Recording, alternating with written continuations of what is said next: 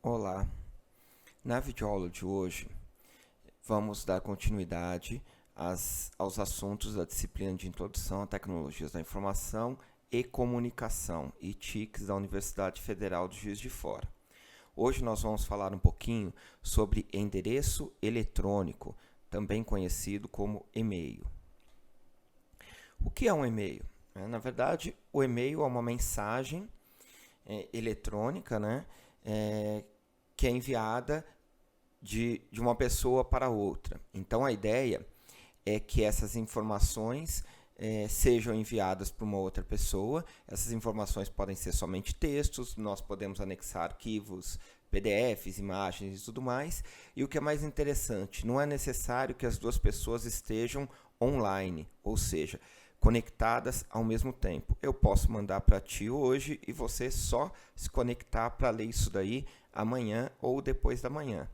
É uma técnica de troca de informações que surgiu no meados da década de 60, aproximadamente os registros iniciais de 65, mas começou a ser utilizada mesmo pelas empresas no final da década de 70.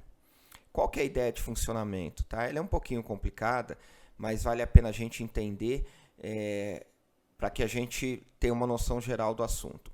Eu tenho o meu computador, e eu quero mandar uma mensagem, um e-mail para algum amigo meu. Tá? Então, no meu computador, eu quero digitar alguma coisa, anexar uma foto, fazer alguma coisa e enviar para ele. Como que eu faço isso? Eu, através de ou um navegador web, que eu vou acessar o que nós chamamos de webmail, ou através de um aplicativo instalado no meu computador, eu vou digitar esse meu e-mail, tendo a importância de saber o endereço de e-mail desse meu amigo. Então eu vou digitar esse e-mail e mandar para um intermediador que é o meu provedor de e-mails. Por exemplo, os provedores de e-mails mais comuns que a gente usa, gratuitos, o Yahoo, Hotmail, Gmail e assim por diante. Então eu monto minha mensagem e essa mensagem é enviada do meu computador para o meu provedor de e-mail através de uma regrinha de comunicação ou protocolo de comunicação chamado SMTP.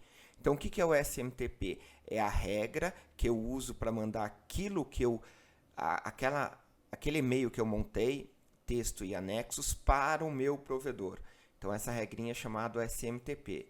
Então, segue uma regra de comunicação.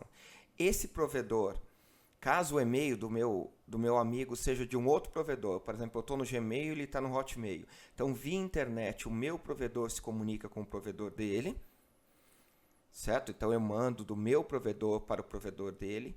E quando o meu amigo for acessar o computador, ele vai, através de uma outra regrinha, de um outro protocolo, solicitar quais são os novos e-mails que chegaram para ele. E essa solicitação, esse recebimento de e-mail, ele é feito através de um protocolo. O mais comum é o POP, mas também tem, como a gente mostra aqui embaixo, um outro chamado IMAP. Então, são dois protocolos básicos para receber a informação, ou seja, para que eu, através de um webmail ou de um aplicativo, solicite que meu provedor me informe os meus e-mails. Os meus e-mails pendentes. Então, eu vou nesse exemplo da figura aqui, através do POP3, que é uma versão dessa regrinha de comunicação, falar o seguinte: quais são os e-mails que eu recebi? E ele manda para a minha máquina e eu posso acessá-los. Então, basicamente eu monto esse e-mail, através de uma regra de comunicação, eu mando para um provedor ou um servidor de e-mail. Esse cara despacha para o provedor de destino, conforme o endereço de e-mail, e quando o meu amigo acessar o e-mail dele, ele vai até o provedor através da regrinha de comunicação POP3 e faz a leitura desses e-mails.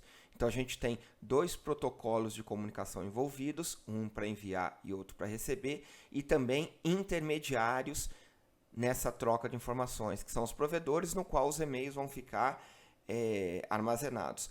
Esses caras aqui têm que ficar funcionando 24 horas por dia, 7 dias por semana. Ou seja, o meu computador pode desligar, o teu pode desligar. Mandei a mensagem, desliguei. não tem mais problema. O e-mail já veio para cá, que vai vir para cá, e quando você ligar o seu computador, você vai receber esse cara. Sem a necessidade de que eu esteja nem com o computador ligado, nem ligado na internet. Porque eu já mandei uma cópia disso para cá, que mandou para cá, que mandou para cá. Então, numa situação mais plena, a gente pode ter cópia desse e-mail aqui, aqui, aqui, aqui. E com todo o rastro da comunicação. Quem enviou, de onde enviou, que hora que enviou. Por isso que muitas vezes a justiça já está fazendo uso do e-mail como prova de comunicação, de troca de informações, porque existe um registro pleno dessa comunicação, que pode ser rastreado facilmente dos computadores e da internet.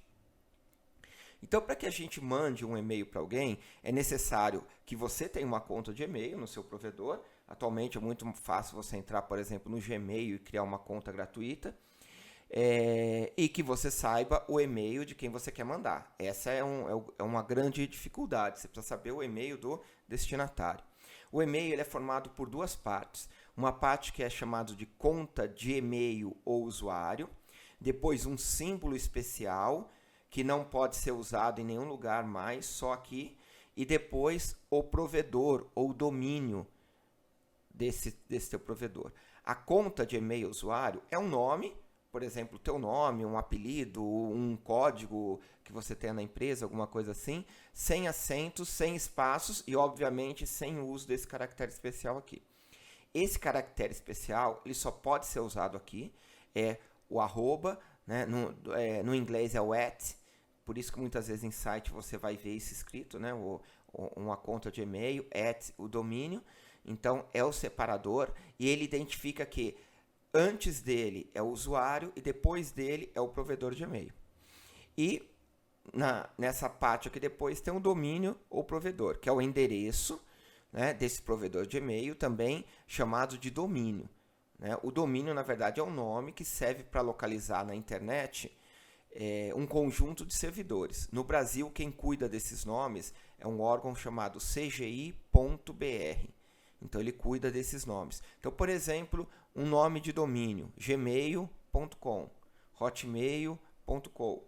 Então, a gente tem esses nomes aí de domínio, onde esses nomes são registrados e servem para identificar qual é o provedor de e-mail que você está mandando. Então, por exemplo, a minha conta é eduardo.barreri.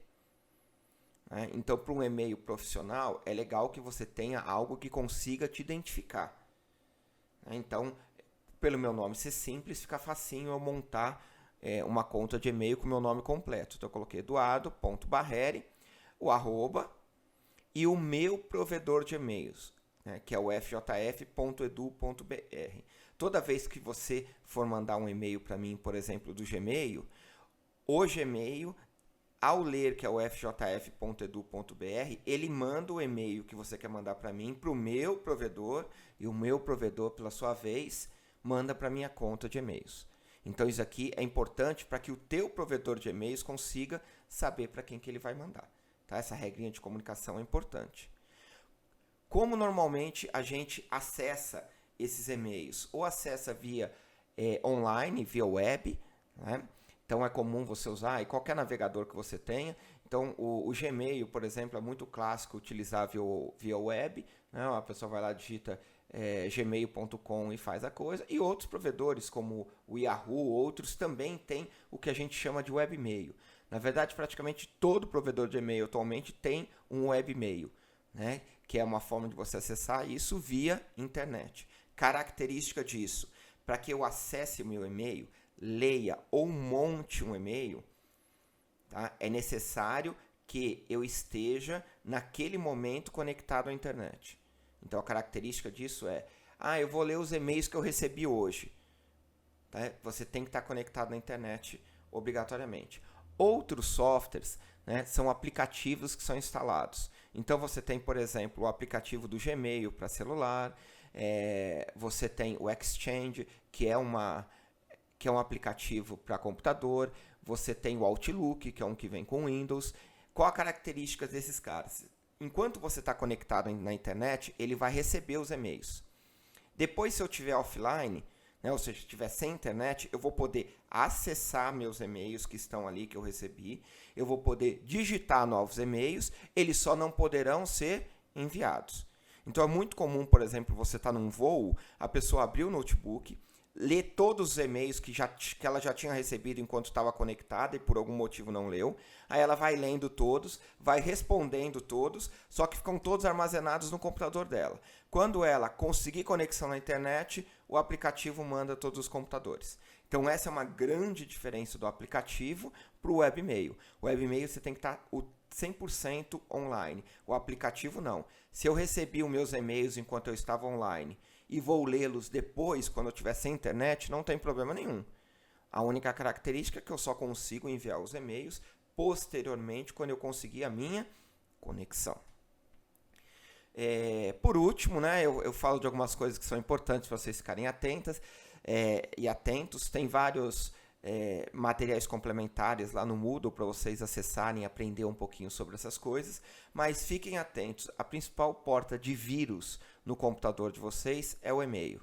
O e-mail sempre vem, vários e-mails a gente recebe com aquela história: clique aqui para resolver o teu problema bancário, abre o anexo que tem um presente para você, um convite para você, e é forma das pessoas mandarem vírus pela internet, de forma intencional ou não, quando por acaso algum provedor ou algum usuário foi invadido. Então, a principal porta de vírus no nosso computador é o e-mail. Fiquem muito atentos a isso e leiam a documentação em anexo que eu coloquei para vocês. Um outro problema sério dos computadores são os spams, ou seja, aquelas mensagens que você não quer receber, normalmente de propaganda. Então, muita gente fica mandando uma série de spams para vocês e a gente acaba ficando com a nossa caixa de e-mails lotados. Para isso, os navegadores, sejam os aplicativos, os navegadores web, eles têm algumas regrinhas para tentar pegar esse spam e mandar diretamente para uma pasta ou para um diretório específico teu, onde tudo que foi cadastrado como spam seja colocado lá. Então fiquem atentos que no navegador web de vocês, por exemplo, no Gmail, tem uma pastinha lá chamada de spam, onde a maioria desses caras que são previamente detectados como sendo dessa natureza, são jogados para lá. Como que é feito isso? Através do que a gente chama de filtros de e-mails.